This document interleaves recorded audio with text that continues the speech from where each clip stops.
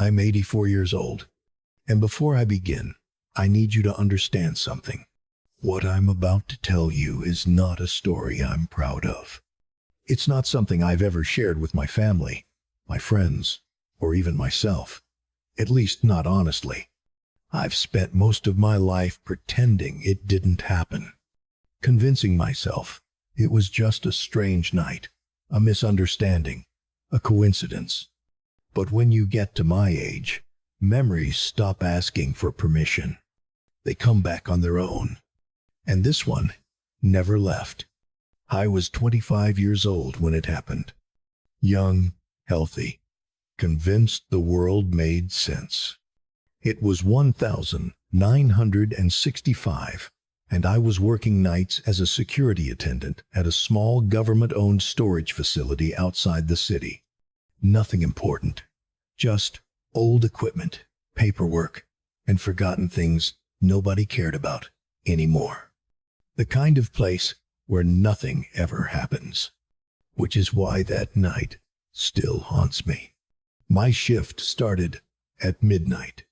By 2 a.m, the world outside felt empty.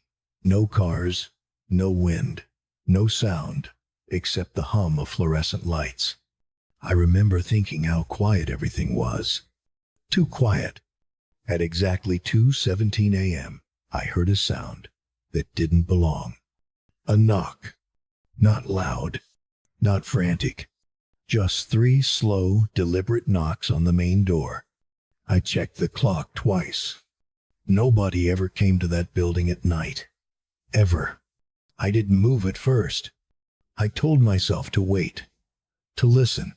Then came the knocking again. Same rhythm.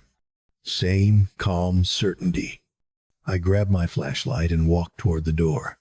Each step felt heavier than the last, like my body knew something my mind didn't.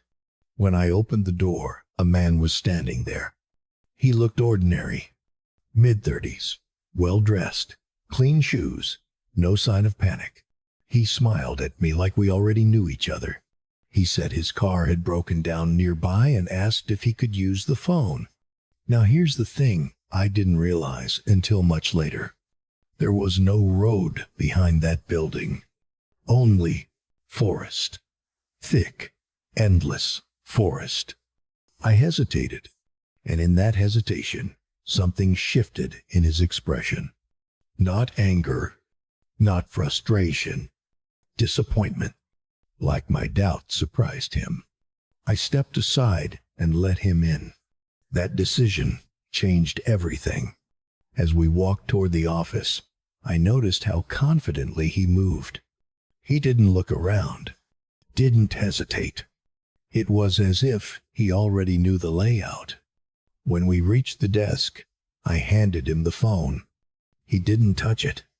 Instead, he looked at me and said something that made my stomach turn cold. "You're not the one who's usually here." I asked him what he meant. He smiled again, and then he said, "You weren't supposed to be working tonight." The lights went out. Instant darkness. I heard movement. Fast. Close. My body reacted before my mind could. I ran. I didn't look back. I didn't shout. I locked myself inside the storage room and stayed there for hours, shaking, listening, praying. No footsteps, no sounds, just silence. When morning came, I told my supervisor I'd been sick.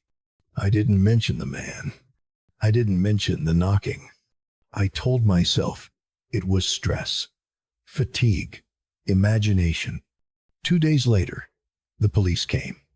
They asked about a missing person reported the same night. They showed me a photograph. It was him. Same face, same smile. They asked if I'd seen him. I said no. I lied without thinking. They thanked me and left. Weeks turned into years.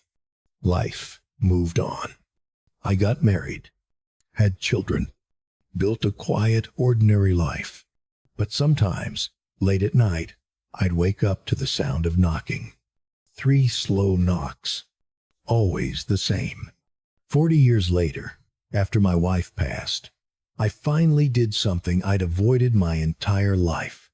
I requested the old police files. What I found made my hands shake. The man wasn't missing. He was wanted, suspected in multiple disappearances. Never proven, never caught. That night, he wasn't running from trouble. He was looking for something. Or someone. And I think it was me. Because the guard who usually worked that shift never showed up again. They said he quit. Left town. But his name appeared once more in those files. As another missing person. I don't know what would have happened if I hadn't run. I don't know if I saved myself or doomed someone else. That's the part I live with. Now, at 84, I finally understand something.